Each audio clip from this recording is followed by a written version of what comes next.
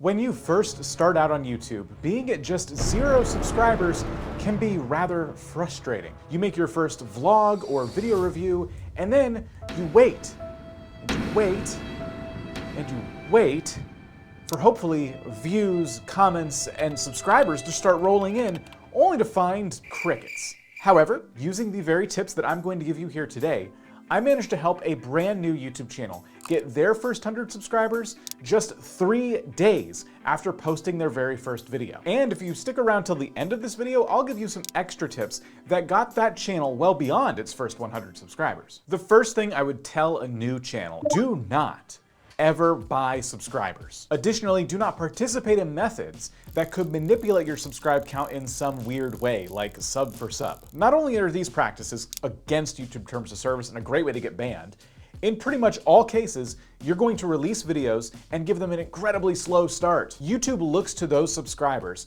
as people who can help gauge the early success of a video. So if your newest subscribers aren't clicking your most recent videos, YouTube's getting some pretty strong signals that something is not right here. Your videos are not attracting these new subscribers, and therefore maybe they won't attract anybody else. The next thing I would tell a new channel is to find a niche, find a topic on YouTube that you're passionate about, and then stick to it. Now, as with any new thing you try, finding that right niche, that right space you fit in on YouTube could take you a while, and it's absolutely okay to experiment with all kinds of different things at first. But if you continue making videos that try to appeal to literally everybody, you just end up making videos that appeal to nobody. So when you think you've found that topic that you want to go all in on, start researching the audience that would be interested in watching that topic. The goal here is to make videos that appeal to a very specific person, and get that person to watch every single video that you post on YouTube thereafter. Once you have that topic and you're starting to upload videos, you need to set a channel trailer on the front page of your channel. I kid you not, this is a very important step, and one that a lot of channels, even large ones, don't take. For anyone who's presented your content on YouTube and then they start watching and want to learn more about you, they tend to go to your channel page to investigate more about what they're going to get on your channel if they commit to becoming a regular viewer. Your channel trailer could be there to sum that up in just 1 or 2 minutes. And as it turns out, the subscribe button on YouTube that is clicked by most users is actually the one on the front page of your YouTube channel. Speaking of setting up your channel page, you also need to fill out your About section. This is in your channel customization settings, and it's a great way to give a very brief overview of what it is you do on YouTube. When you're writing this About section, it's also very important to use keywords and keyword phrases that describe what you're going to be talking about video after video. These keywords can be used to actually surface your channel in search. For example, if you do a search for Pilates, these are just 2 channels that show up. And it's funny because the word Pilates does not appear in their channel name, but it does appear in their About section. Some more advice that you've probably heard time and time again is to have an upload schedule on your channel. Now, from my own personal experience, this doesn't have to be really strict and really rigid. In an ideal world, you would set a goal to post 3 videos a week, and they would come out at the same exact times every single week. But sometimes life gets in the way, and that is totally okay. If I can only post 2 videos that week when I want to post 3, it's probably gonna mean that my last video of the week comes out pretty good because I'm not burning myself out trying to make sure that I absolutely hit that schedule. The most important thing about your schedule, though, is that you continue to upload. Taking really long breaks is a great way for your viewers to forget you exist and have them move on to other creators that do something similar to you. Another way to work towards that 100 subscriber goal is to actually put a branded watermark on your videos. This is again in the customization settings in your YouTube studio, and a lot of people tend to just put their channel's avatar or even a subscribe button in this little watermark spot. When people click on this, they are prompted to subscribe to your channel, and if you put nothing there, you're basically leaving a subscribe button on the table, so why not? I also alluded to this earlier, but you should be asking people every now and again to subscribe to your channel in videos. As a personal recommendation, I don't think you should do this every single video, but every so often, in the middle of one of your videos, after you've given some value, it's great to say, hey, by the way, I work really hard on these videos and you should absolutely subscribe. I also have a philosophy that the more fun you have with this call to action, the more likely someone is to actually click that button. But at the end of the day, a lot of people forget it's even there. So reminding them every so often that, hey, they can subscribe isn't a bad thing. As you continue uploading videos on YouTube, another thing you need to do that's going to take some practice is making searchable titles. Having videos that target search is a great way to start a channel because it helps you get into the recommended feeds of brand new people who have never heard of you before. So to make sure that your videos rank in search, there are some best practices for you to follow. Around your topic, try and answer questions that involve a who, a what, a why, or a when. Answer these questions using videos that have these searchable titles. To come up with ideas for searchable titles around your topic, the YouTube search bar is a great place to start, but we also have a tool that kind of acts as a cheat code. Within our YouTube keyword tools is actually a space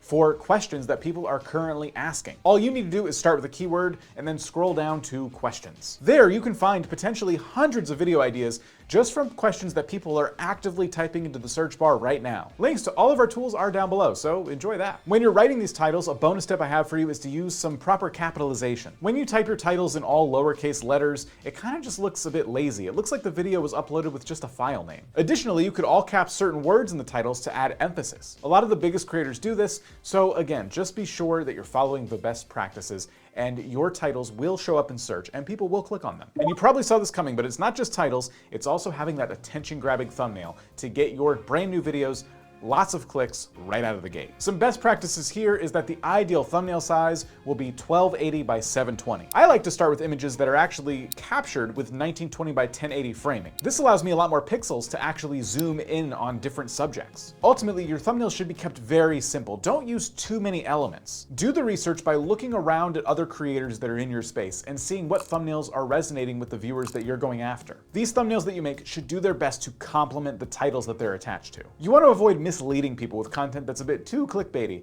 It also helps to use contrasting colors, and when you put text in your thumbnails, try not to repeat the title all over again. Text in thumbnails is a great way to add emphasis where you couldn't do so in the title. A super valuable way to get subscribers on YouTube is to take advantage of the pinned comments underneath videos. A lot of people scroll down to the comment section to see if any questions they have are being answered or if they want to ask a question themselves. You can absolutely use the pinned comments to drive traffic to other videos. Your pinned comment will appear at the very top of the comment section. So if people are asking the same question over and over, write out a pinned comment and make sure you answer that question so people don't have to keep asking. Additionally, you can use that pinned comment to ask people to subscribe or even push them to the next relevant video so that they get even more immersed in all of your content. Speaking of comments, another thing you should be doing is answering as many comments as possible on your channel. Even doing something as simple as clicking that heart icon shows the people who are taking the time to leave comments that you take the time to read them. Even YouTube themselves say, when creators take the time to interact with their loyal community, it can encourage audience participation and ultimately result in a larger fan base. And this tactic works because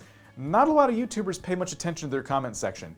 It helps you as a creator stand out amongst the crowd. I've been saying a version of this throughout the video, but I want to make it very clear. You should absolutely go out and be learning from other creators. These other creators, especially the ones that are in your space, have been doing this for a really long time, and they've paved the way for your success. You absolutely do not need to reinvent the wheel here. If you see an idea you like, a trend that all these other creators in your space are jumping on, make sure to follow them and make your own version of this video. When people on YouTube watch a video about a new topic that they really enjoy, they tend to go out and look for more videos on that topic. So don't be afraid to make your version of these trending videos, learning everything you can along the way from other creators who are doing it successfully. Simply in the fact that it is you making the video and not them means that you won't be copying them. Once you've posted your videos and you've answered a bunch of comments and they've been on YouTube for a few days, you should start looking at their analytics. Now we have a video coming out soon that's going to go even deeper here, but just the surface level stuff. The first thing I would look at is your retention graph on your latest video. The goal here is simple.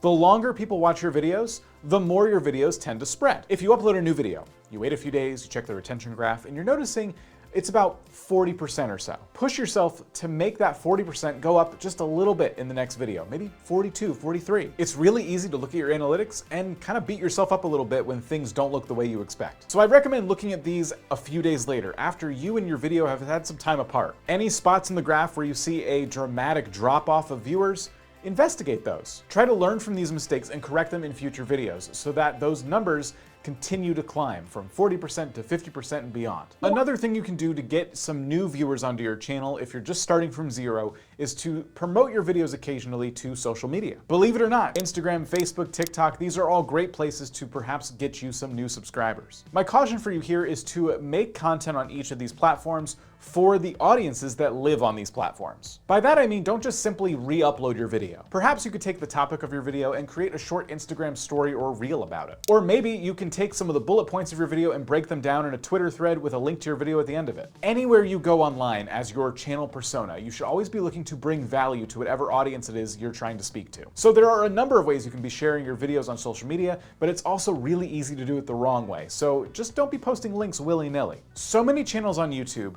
who are under 100 subscribers are still that way even an entire year after they started their channel. But I promise you, if you take these tips and you apply them properly, you can get that first 100 subscribers, and you can do it fast. That channel I mentioned at the beginning of the video, they got their first 100 subscribers in just 3 days. But 3 days after that, they were at 1,000+ subscribers. And if you want that very best chance to get that first 1,000 subscribers, this video is the one you want to watch next.